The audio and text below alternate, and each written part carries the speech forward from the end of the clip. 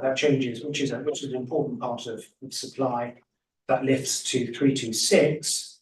That follows through. So that follows through to the estimated supply per annum, the D5 figure, which lifts in consequence to 407. Just to be clear, D5, the figure in D5 is D3 emerging supply per annum over 22 years plus 4 the lettings to new tenants per annum. As I say, that lifts to 407 units. Now, as a result of that, the net need per annum falls from 1,101 to 1,044 as a result of that adjustment. Okay, thank you very much. So overall, what does your analysis tell you? Firstly, let's just say on the basis that if the 521 were correct, and then on the basis that it's actually closer to what you're saying it is, which is over 1,000 a year, what is the position one way or the other?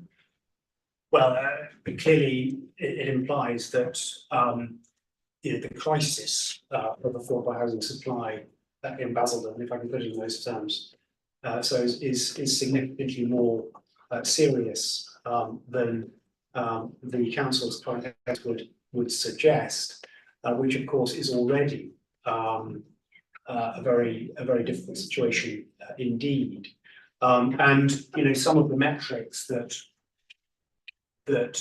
we've talked about in analysing this modelling: concealed households, homeless households, overcrowded households in the private sector, households unable to afford their housing costs. All factors are greatly exacerbated as a result of a lack of affordable housing.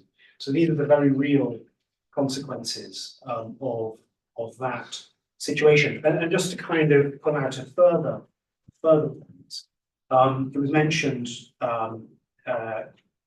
under cross-examination of Mr. Richardson, the right to buy. I mean, the more and more right to buy erodes the social housing stock, so that figure D4, lettings to new tenants per annum, will be eroded and eroded. So the figure of 485 that was achieved in 2022-2023 could easily turn out to be a bit of a flash in the pan, given the significant erosion of the housing stock, which will impact on essentially the capacity of the council not only to meet need, but also to achieve that critical lettings to new tenants per annum number, which feeds so importantly into the new per annum figure. Thank you. Right, let's leave affordable for now. Obviously, you can be asked further questions about what you've done by the council's parish, and turn on to the other big topic on which you provide evidence, and that's the topic of care bed spaces. Two sides to the equation, if you like. There's the requirement or the need side of it, and then there's the supply side of it. So we'll take them, if you like, in turn. And I suppose for each one, actually, there's a critical issue that's been identified by Ms. Richardson for the inspector to decide. So let's try and zoom in on that issue each time. So, requirement side. The council's case on requirement, as we've heard, is pinned to the idea that the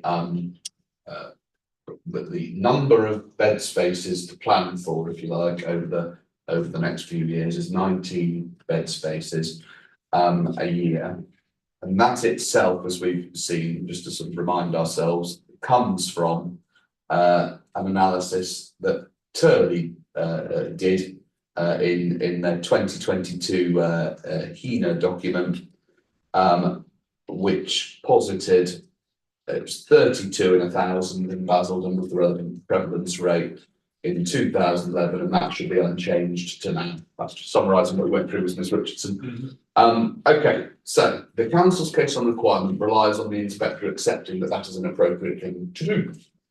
What is your take on the extent to which that is an appropriate thing to do and why? So, in my view, it's totally inappropriate to apply a fixed point in time in terms of the proportion of those aged 75 plus in institutional accommodation, and simply assume that can be rolled forward. It is true that the ONS uses that method in order to arrive at demographic projections, but demographic projections are not the same as understanding need. And sorry, I just feel slightly passionate about this. The PPG focuses plan makers' attention on need, understanding need. That is the refrain within the PPG. In quantifying the numbers of dwellings and care bed spaces, to determine with reference to PPG 63.003. Paragraph 3 of the planning practice guidance on planning for older housing for older and disabled people. To determine the needs of the people who will be approaching or reaching retirement over the planned period, as well as the existing population of older people. And also that local plans should provide specialist housing where such a need exists. So yes, that's taken from paragraph 63.012 of PPG. Now, yes. So what is critical is to address the question of need. And properly understood, need must take into account the changing demography, the changing structure of the older person's population. And as we've seen, Mr. Simons has been through the council's own evidence in terms of the changing demography in Basildon.